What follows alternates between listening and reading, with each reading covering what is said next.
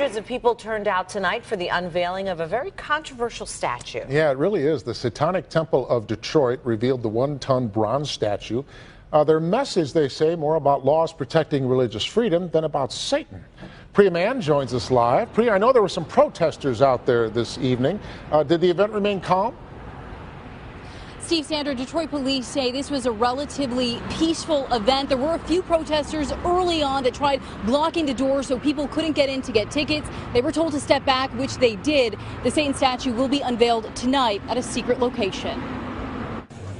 As a small group of protesters prayed, hundreds waited for tickets to the unveiling of an 8-foot-tall bronze statue of a goat-headed Satan.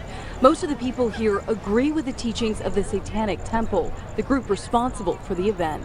It's here, it's in Detroit, and this is fantastic that we get to experience this and we get to see this amazing statue be unveiled for all the world to see. I'm just excited to see my Lord and Savior Baphomet represented in such glorious Italian stone. I do hope his eyes gaze upon me and that my allegiance is recognized.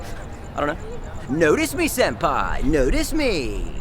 In the name of Jesus! Lord, remove him. Protesters took the heavy rainfall as some sort of sign and even brought their own statue of an angel crushing the devil. Part of me wishes that angel statue would come to life and King Baphomet would rise and two eternal juggernauts would do battle right here in the middle of the city.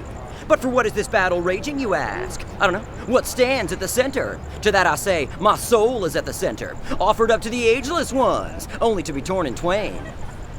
The unveiling here in Detroit is historic. The Satan statue has never before been seen publicly.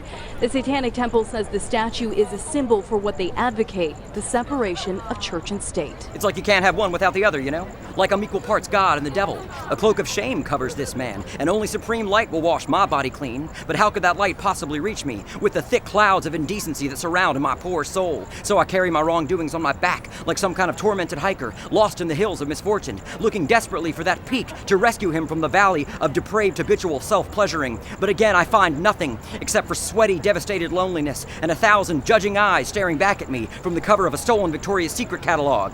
I didn't take your mail, Mrs. Pemberton. Stop asking me that. Leave me alone!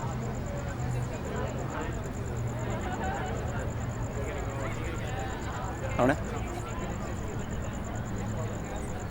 Satan's pretty cool. Now, it's important to note that the Satan statue will not stay here in Detroit. The Satanic Temple wants to take the statue to Arkansas. At the state capitol there is a monument to the 10 Commandments. They want to put the statue next to it as a form of protest. So again, the Satan statue will not stay here in Detroit. Reporting live, I'm Priya Mann, Local 4. All right, the controversy will move south. Why don't you come into my backyard? Step inside the Thunderdome, where you confront a man who is half RoboCop and half Rocky IV, the strength of metal and the spirit of a true underdog.